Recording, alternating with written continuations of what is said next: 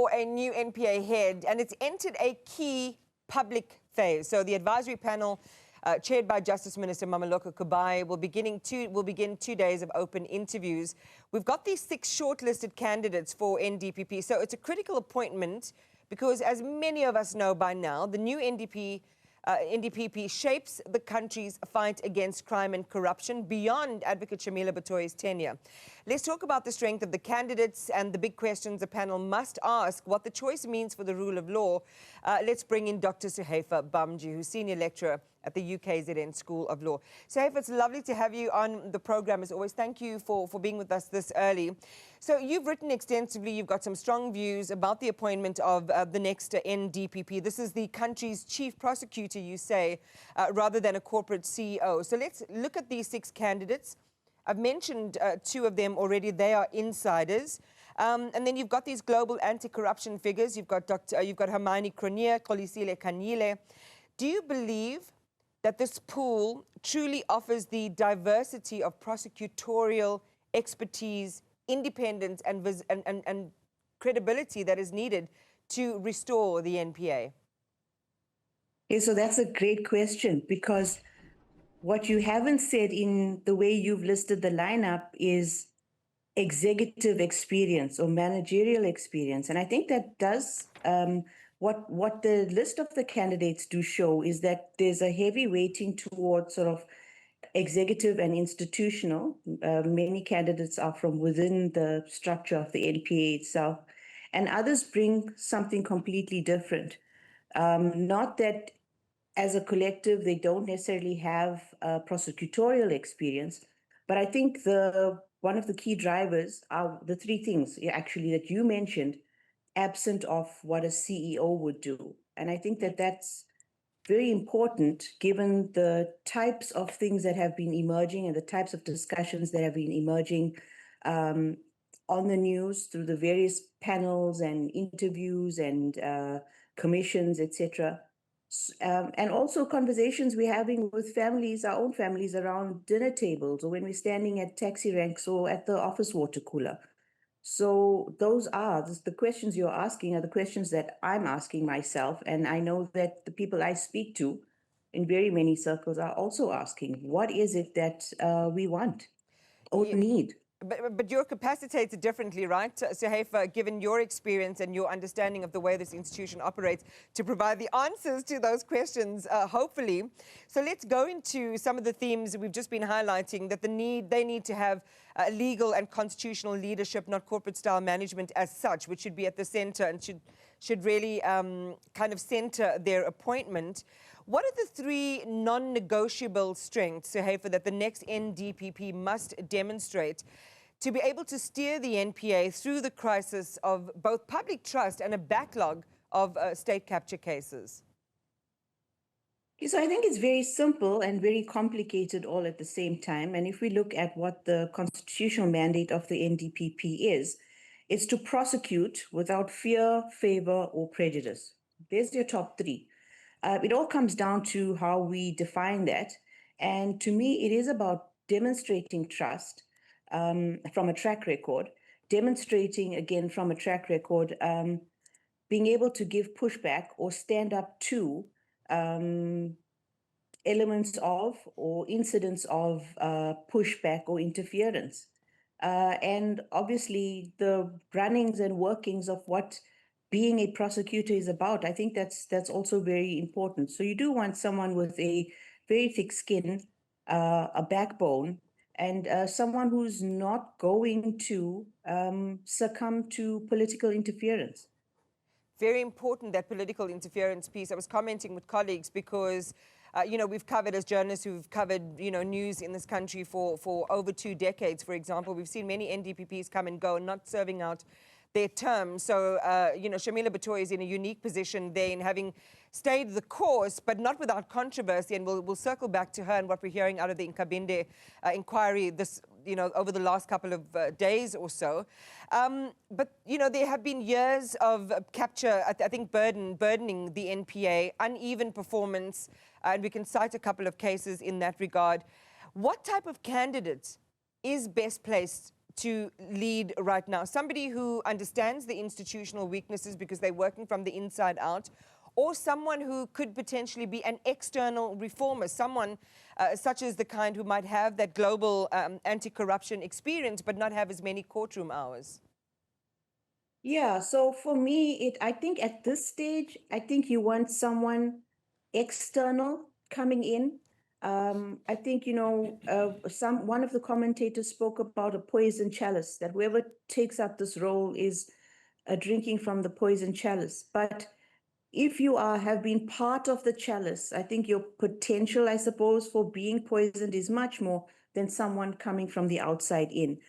But again, to blend it with that real life experience. So I think in an ideal world, it might have been someone who's managed to walk both sides of the coin or both sides of the path, being in the NPA, being out of the NPA, and now ready to come back with freshness. But again, having been out of the NPA, what I mean is left for, not was ousted of. Definitely. Very important distinction to make just there. to be clear. just to be clear. And I foregrounded the conversation not becoming too deeply, concerned about, there's not deeply concerned, but a lot's been said about Menzi Simelane and the controversies there. Lots been said about IDAC head, Andrea Johnson, and that. But I think when you say perhaps somebody from the outside, we're thinking about people like Amani Cronje and Kolisile Kanyile. But the panel is what we also need to focus on, because they help the public shape their own opinions around who the best person for the role essentially is going to be. And I think that the panel in this iteration have to go beyond kind of hearing the political assurances and answers that we've typically seen over years, which have delivered people that either couldn't stay the course or didn't cover themselves in glory in the seat of office. So how can they go beyond, what would be rehearsed assurances and actually measure a potential candidate's commitment to political independence, but being able to execute and get things done? Okay, so that's a wonderful question. And I think it's a very simple answer. When you think of once bitten, twice shy, we can take as many promises as we want, but I think past track records speak volumes. If a candidate at interview stage can show, demonstrate, explain, or prove how they've dealt with or resisted those sorts of efforts, what they have done practically, tangibly to resist capture, influence, etc. I think that goes a long way, much longer than just promising. I could promise you the world and never have to deliver, but would be in that position. So, I think it's about looking at the past to build forward. When you diagnose, but you do need transparency from the candidates themselves. I think transparency is relatively easy to gauge because of a number of their profiles, cases, etc., have been in the press. But I think a very honest question, and one that would have to yield a very honest and earnest answer from the interviewees by the panel would be, well, how did you deal with this in the past? Tell us. And that's a very standard question we get in any sorts of job interviews. How have you managed a difficult situation in the workplace? And I don't think it's any different. I don't think that question's any different. Yeah, and beyond, tell us would be show us. What was the show us some real statistical results of your impact. I want to go back to the central question. If you're watching the NPA, and I think someone said, I think it was actually you that said, it's more, this is the person who's the country's chief prosecutor. All the hopes and dreams that we have in court are exemplified by the person who's leading the organization. They've got to have vim, they've got to have vigor, they've got to have moral conviction, but they've also got to be able to be effective as leaders.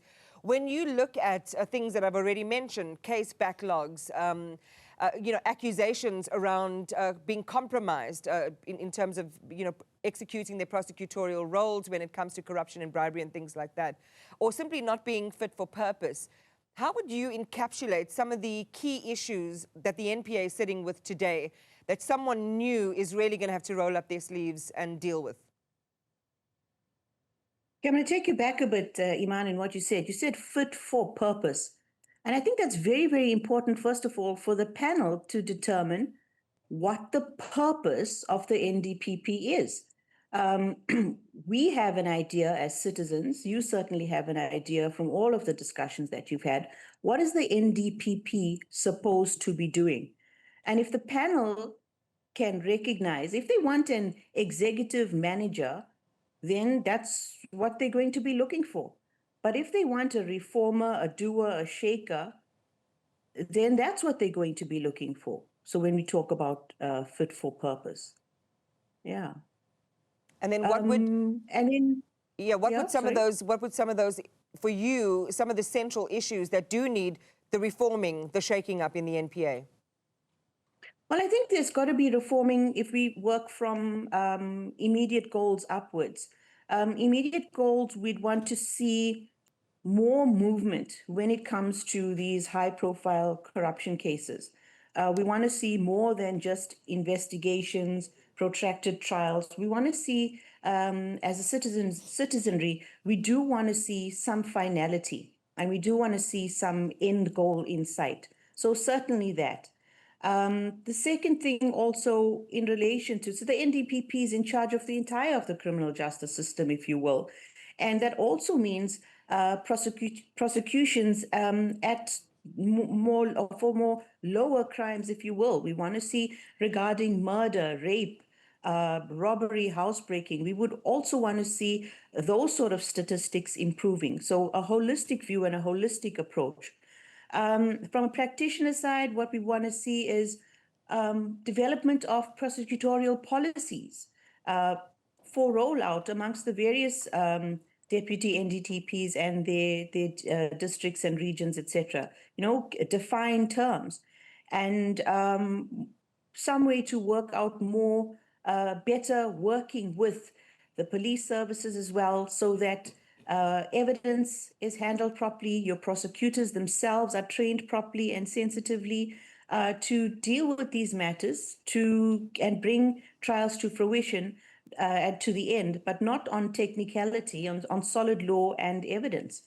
And I think there may be room also at some stage to think about how to maybe do amendments to the National Prosecuting Authorities Act itself, because what we want to find and get to a place is where, as much as the judiciary has that as an independence, we'd also want the NPA to similarly have that kind of independence, so that there's less and less political interference or, accountability, yes, but not interference necessarily. I mean, it's hard to determine someone's legacy when they're still in play in a way, and often that is done retrospectively, and this is with respect to Advocate Shamila Batoy. I'm just looking back on what, others have said upon her appointment, that she was probably the best candidate of choice, brought a great deal of stability to her role, identifying and shifting out the overly problematic people, the ones that she could. And this is a representative from the Dalla Omar Institute. So I don't want to talk too much about her legacy just yet, but she does survive as the first person in the role to do so, given her predecessors and, whether they got caught up in this or that, either struggle or scandal.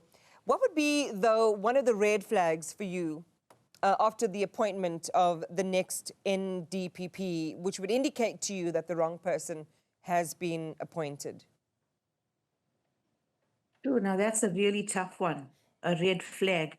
Look, I think they can crop up in many ways, shapes and forms, and we are certainly not to bring the focus to this, but even with the Shamila Batoy's tenure, now with the Nkabinda inquiry things, there are certain things that are coming up. It all depends on how effectively, I mean, we'd only know when we know. I think maybe a red flag would be if you got tied up too much in the bureaucracy of it all and not the doing and the fixing and the reforming. But again, it's how you manage it. So it's difficult to say what a red flag would be. Yeah, I guess what you're Yeah. saying is let's give it some time. I mean, as you Yeah, said, I think we yeah, must. yeah. It's not just big shoes to fill. At some point, it's even, making the shoe at this stage. I think you're not just filling shoes. You've got to design something essentially from ground up to build and make a path. I think what we all agree on, though, is all our fates are intertwined with whomever the new candidate and appointment is going to be. Justice depends on them being fit for purpose and being able to do their jobs without fear, favour and prejudice. Suhayfa, Bhamjee, thank you for your perspective this morning. We do appreciate it. Suhayfa is a senior lecturer at the UKZN School of Law.